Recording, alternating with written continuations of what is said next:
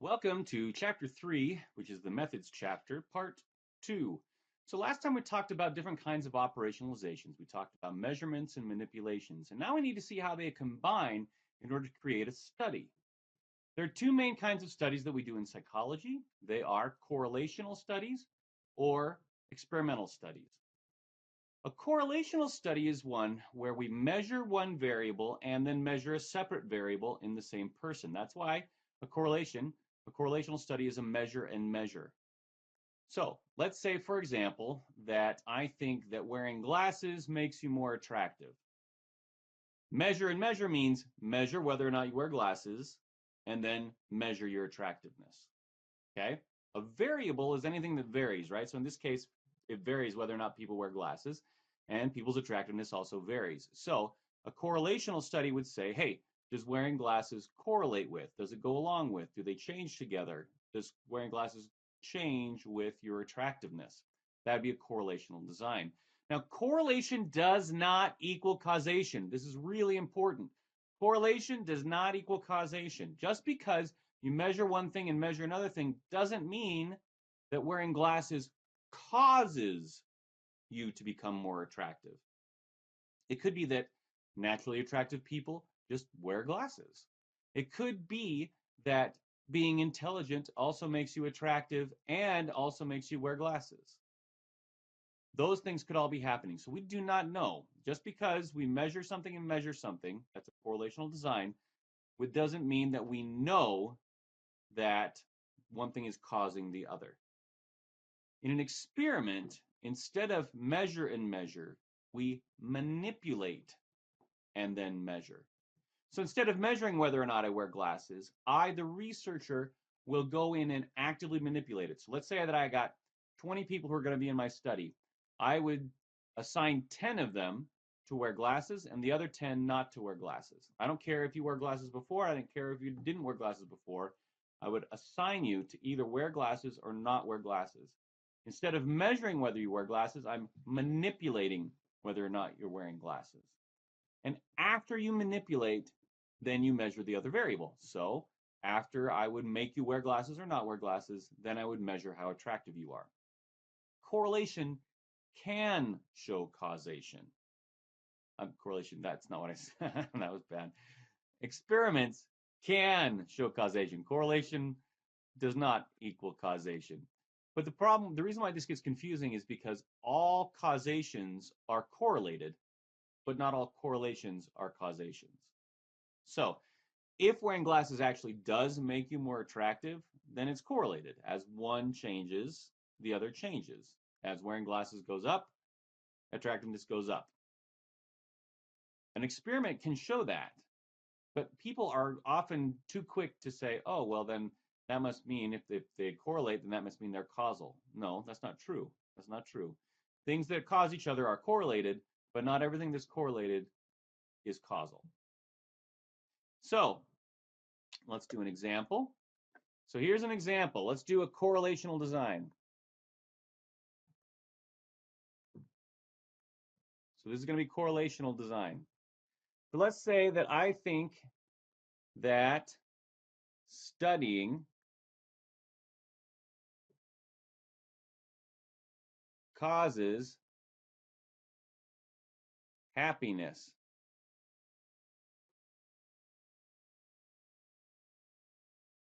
Right? I think that studying causes happiness. Okay, now pay attention. If it's correlational, then I will not be able to show that studying causes happiness. It could be that happy people just study more, for example. Or it could be that studying causes, I don't know. It could be something else as well. A correlational study depends on the operationalizations. If you remember, in a correlational study, we measure and measure. That means we're going to measure studying and measure happiness. So I measure the number of hours studying. And then I measure your happiness on a scale from 0 to 10. If I did that, let's go back and look at this. Sorry, there it is. If I did that, it would indicate that studying and happiness are correlated. That is, studying goes up, happiness goes up. Correlational designs can also go the opposite way, as one thing increases, the other decreases. So it could be correlational. If studying goes up, happiness goes down, that would also be correlational. But notice how we can't be sure that studying is actually causing the happiness. In order to do that, we would need to run an experiment.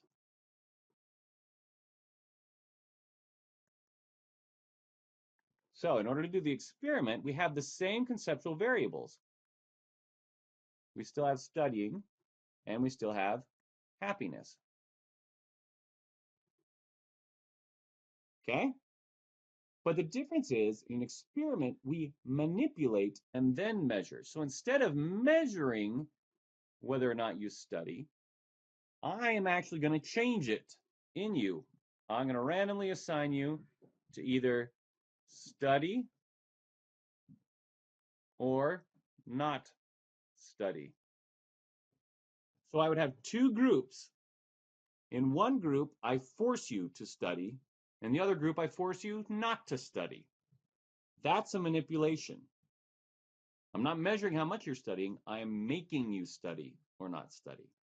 And then I compare those two groups. How do I compare them? I compare their amount of happiness, again being measured from 0 to 10. This is an experiment. We manipulated studying. I changed it. I assigned you to study or to not study. And then I measured your happiness. And then I can compare the people who studied to those who don't study. Now, one thing that's important here is that when we're talking about manipulations, manipulations have to have that comparison group, right? You've got to have at least two levels of studying, right? You've got to have people who study compared to those who study less, right? There's got to be a difference in there. If there's not, then you don't have a manipulation. All you have is a variable that you're controlling. So for example, if everybody comes to my lab to either study or not study, then that's not a manipulation. I'm just controlling the environment. The environment is my lab, right? If I was making them either study in my lab or in the library, that would be a manipulation of the location. But if everything is the same for everybody, that's a variable that we're controlling. It's not a manipulation.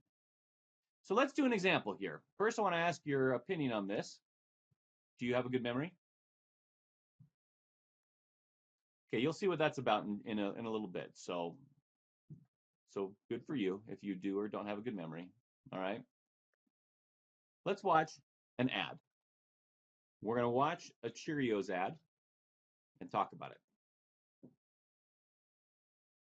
Okay, so in that ad, they were saying that people that chose more multigrain tend to weigh less than those who don't. Okay?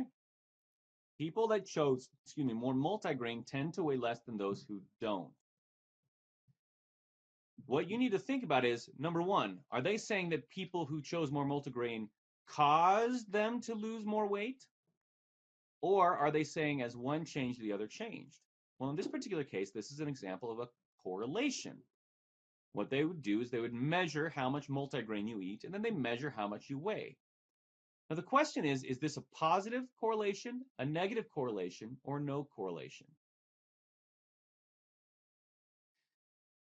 Correlations differ in their direction. When we say positive or negative, we're talking about the direction. And the direction just is meaning as one thing goes up, the other goes up. That's a positive correlation. Or if one thing goes up, the other goes down, that's a negative correlation. This is an example, this multigrain example is an example of a negative correlation. As multigrain goes up, weight goes down. That is a negative correlation. No correlation means as multigrain goes up or down, nothing happens with the weight. They don't go together, right? They are totally independent of each other. They don't have anything to do with each other. So when in this particular case, what you would do is you'd measure, let's say we measure 100 people. We measure how much multigrain they eat, and we found that the people who eat more multigrain weigh less. That's a negative correlation. Positive correlation would be if people ate more multigrain, they weighed more. Now, what about if as people eat less multigrain, they weigh less. Well, that's the same as a positive correlation, right? Because they eat more, they gain more weight. They eat less, they lose weight. It's the same thing, right? It's going the same direction. It's still a positive correlation. Negative correlation means as one goes up, the other goes down. Positive correlation means as one goes up, the other goes up, which insinuates that as one goes down, the other goes down. No correlation means they just don't move together at all. Now remember, this cannot show that eating multigrain causes you to change your weight at all. It just says that when we measure this, this changes. Now notice how they're kind of insinuating that if you eat more multigrain, it will cause you to lose weight. But that's not true. This is just a correlational study. We are going to do an example. We're moving away from the correlational designs, and now we're moving into an experiment. So go ahead and tell me, what is the last digit of your phone number?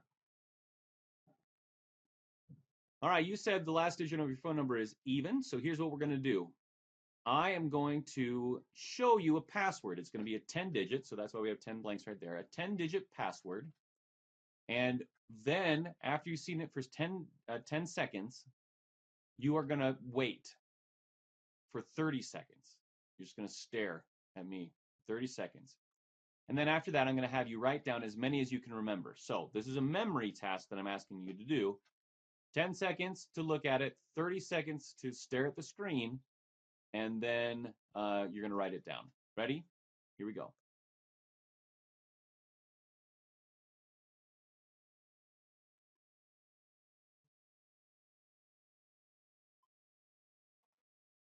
Okay, now just wait.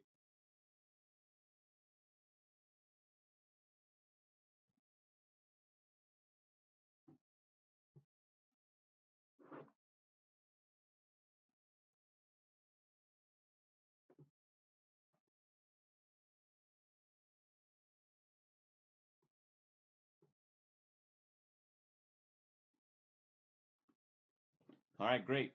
Go ahead and write down what you remember. Okay, you told me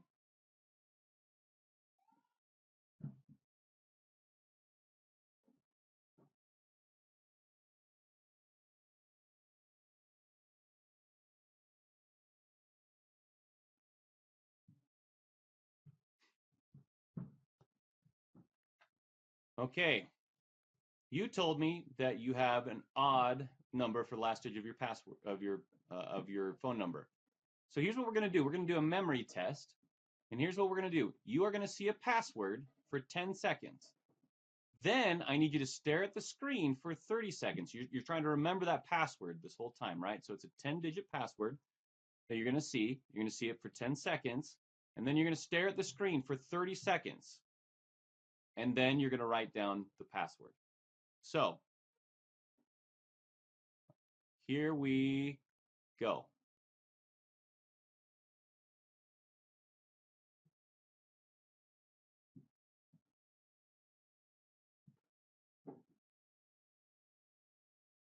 Stare at the screen.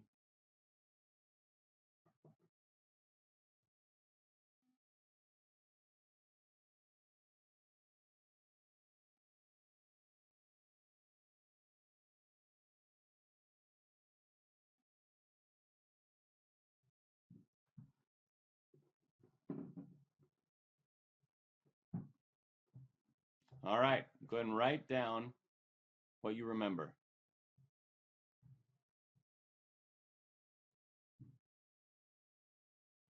All right, now that you've written it down, how many did you get correct in the correct place, right? So I want it in the right order.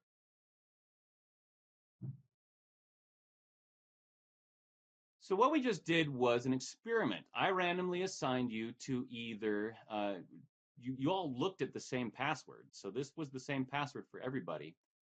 But the people in the even group looked at a blank screen. The people in the odd group, this is what you looked at for 30 seconds. So my hypothesis here is that cognitive load decreases memory, right? So cognitive load causes a decrease in memory. So seeing lots of other letters and things moving, etc., that's supposed to put extra load on your brain. Now, this is an experiment because I randomly assigned you to either have load like this or to look at this, a blank screen. It was random because you were either odd or even of your last digit of your phone number, which I'm assuming at least is random. All right. So what does that mean? Why is this important? Well, what this means is that because we manipulated it, I manipulated it in you, I manipulated the load, right? And the way I manipulated it was by having you look at the screen, either a blank screen or a busy screen. And what I'm saying is that people who had the busy screen are under more cognitive load. And then we measured how many you remember. So what I'm going to show you, though, is that random assignment is really important. Now, I need to talk about the difference between sampling and assignment, because for some reason we get this mixed up. A sample is how you get people to be in your study. You're sampling from a population. So let's say that the population is all university students in the United States. Okay? The population that I care about is all university students in the United States. Now, I need people to be in my study. So what I'm going to do is I don't have the resources to measure everybody, all the college students in the United States. So I'm going to take a sample college students in the United States. A sample just means the people from the population who are going to be in your study. That's all a sample is, the number of people you can have in your study. Now, there's different kinds of sampling that's out there. There's random sample. That would mean that every college student would have an equal chance of being in my study. That would be a random sample. Or we just take a convenience sample. I just take the first 100 students that I encounter, right, wherever they happen to be. Now, that is not necessarily representative of the population, but it is a way to sample. After you've sampled, if you are doing an experiment, you then assign people to different conditions. So the way I sampled you was you happened to be in this class and watching this video. That was totally convenient. I'm not meaning for it to, be representative of the population. Doesn't matter to me, right? That doesn't matter.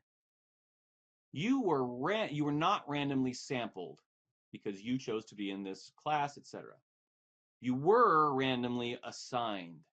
Assignment meant, in this case, you were assigned to either look at the blank screen or to look at the busy screen. You were assigned to the low cognitive load condition or the high cognitive load condition.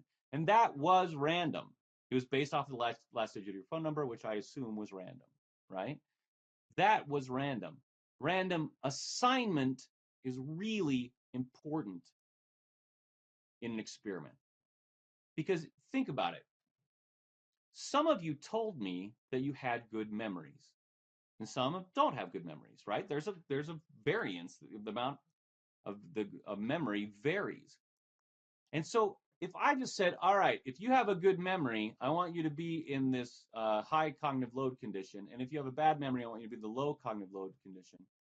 Then I can't say that it's the cognitive load that's changing my measure of memory. Instead, it could have been, what you said it was. Or let's say this. What if I had everybody who wears glasses be in the cognitive load condition, and everyone who doesn't wear glasses be in the no cognitive load condition? If I do that, then I don't know if it's my cognitive load condition that's causing the change in memory, or if it's wearing glasses that causes the change in memory. Now, there are so many different factors that could affect your memory. Whether or not you ate dinner last night, whether you got a good night's sleep, whether you're thinking about other stuff, all those things could affect your memory. In order to make those things equal, we randomly assign. So for example, whether or not you ate breakfast should be random in the groups that had the low cognitive load or the high cognitive load. The amount of breakfast should be equal. Why should it be equal? Because I randomly assigned you to either be in the low cognitive load or the high cognitive load. Now, the reason why this is such a big deal is because random assignment makes it so that we can be sure that the only real difference we have between these groups is the cognitive load, is our manipulation. And to show you this, let me give you some data from a previous semester. I looked at the difference between odds and evens on several questions that I've asked in this chapter, including from the last video. So for example, would you spend 20 bucks on a power balance bracelet? And look, you'll notice that that's roughly equivalent. The blues are in the even groups, the reddish is the odd groups. When we look at do you have a good memory, it's relatively equal, right? The blues and the reds are relatively equal. When we look at how many did you remember in the right place, now we start to see a difference. So for example, you see that this line is much bigger than this one over here, right? So this one's bigger than this one compared to this one and this one. Now, I don't know if these are statistically significantly different, but blues seem to be higher at the top end. And blues were the ones who are the even group, and the even group was in the lower cognitive load. So we're assuming that your memory and how much you like power balance and anything else that might affect your outcome in this particular experiment, the outcome in this case is how many you remembered in the right place, that should be equal. The only difference should be how much cognitive load you were under during the experiment. That's why random assignment is so important in an experiment. All right, I want you to take this question then. We survey students and ask about their meditation and GPAs. We find that a positive correlation, but cannot conclude that meditation causes better grades because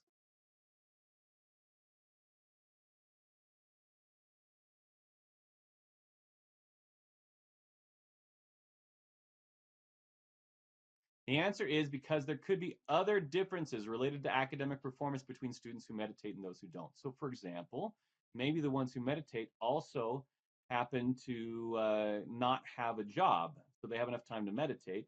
They also have enough time to study because they don't have to go to work, right? And that is what's really causing their GPA. The amount of time that they have is causing the change in their GPA. We don't know if it's a correlational design. We can't tell if there's a difference in having a job, for example, or something else.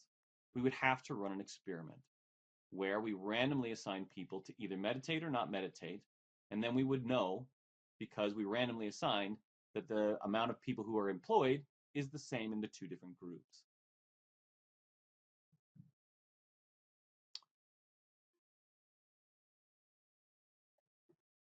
All right, thanks everybody.